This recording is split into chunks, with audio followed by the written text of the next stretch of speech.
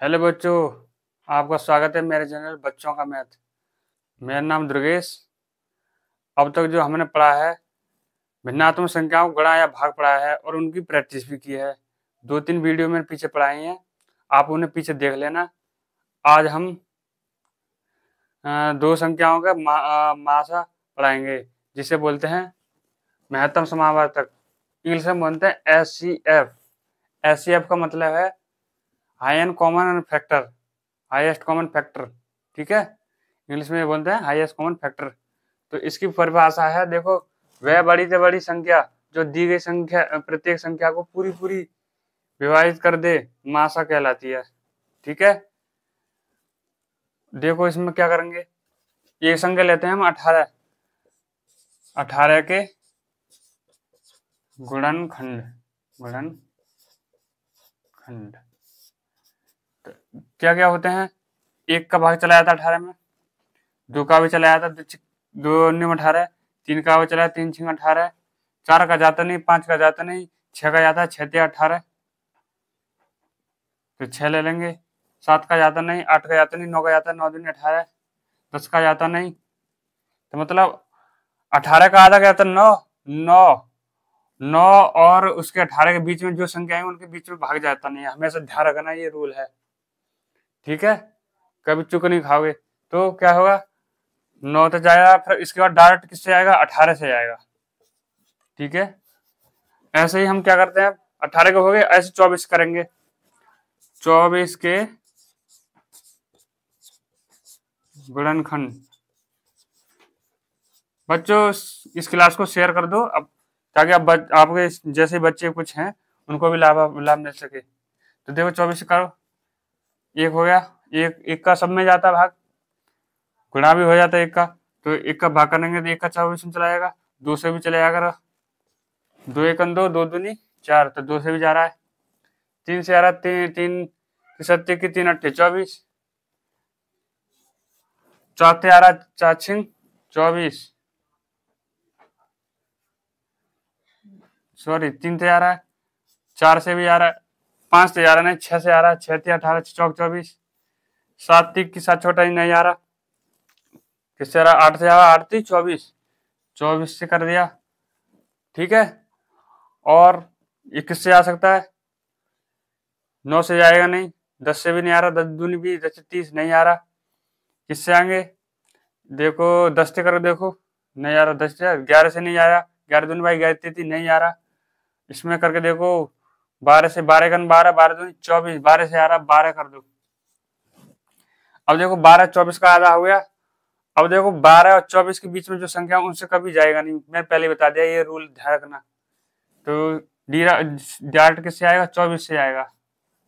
अब इनका हमें मासा निकालना है, तो निकालेंगे समान संख्याओं का गुणनखंड। समान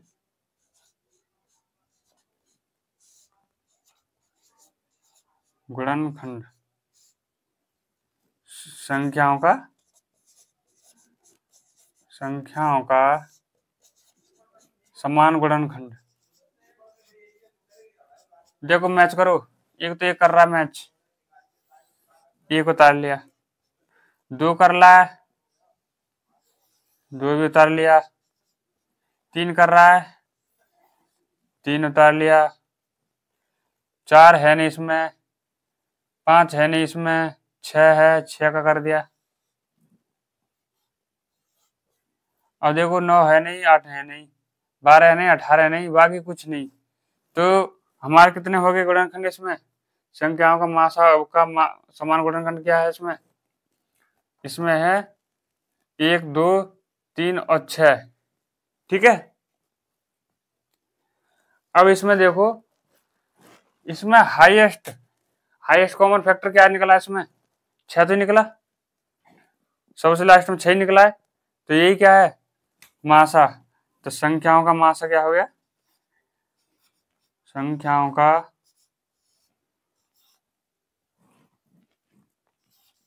मासा, मासा मतलब महत्तम समावर्तक, इंग्लिश में हाईएस्ट कॉमन फैक्टर 6 है। ठीक है, ऐसे ही करते हैं।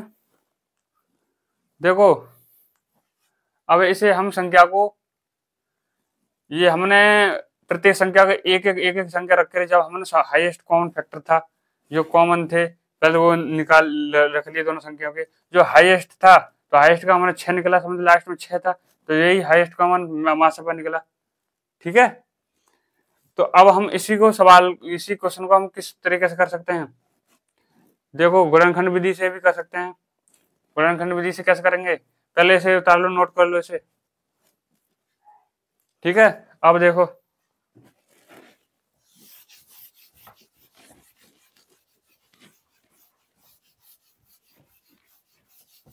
एक संख्या क्या थी हमारी 18,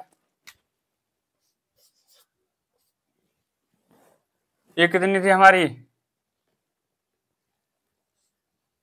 24,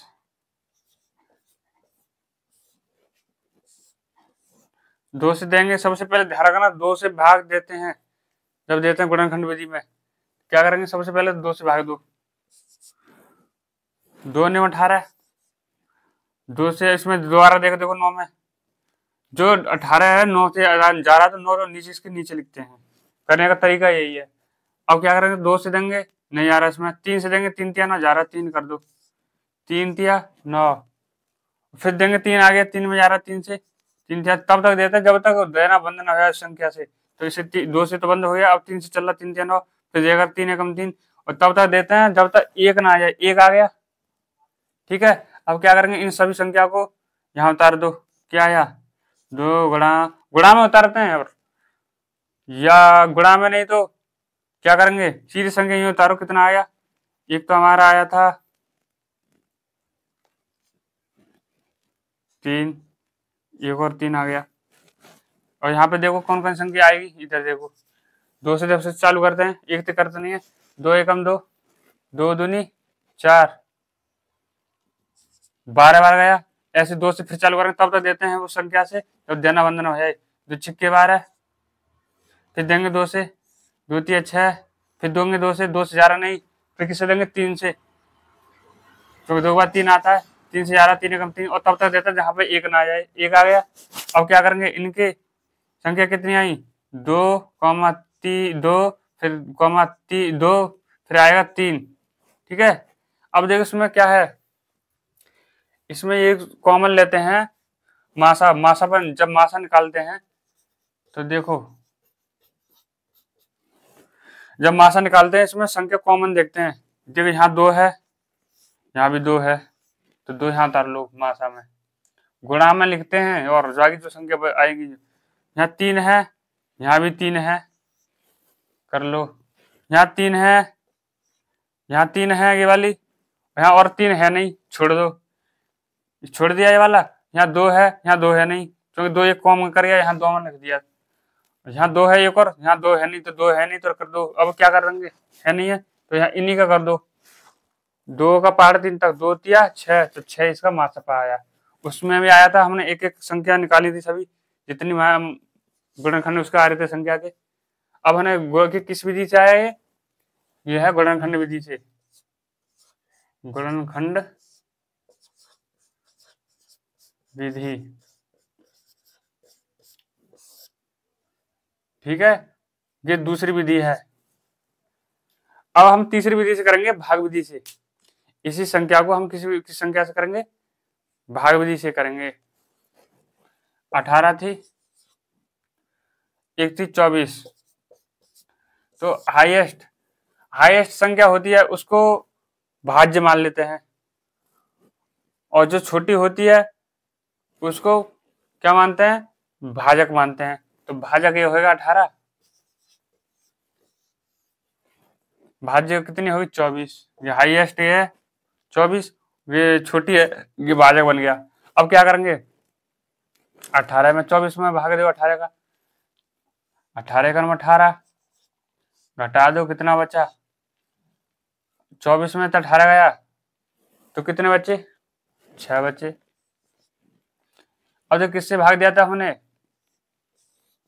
18 से दिया था, 18 क्या बन जाएगा, भाज्य, और जो शेषफल बचा था, कितना बचा था 6, ये बन गया हमारा क्या, भाजक।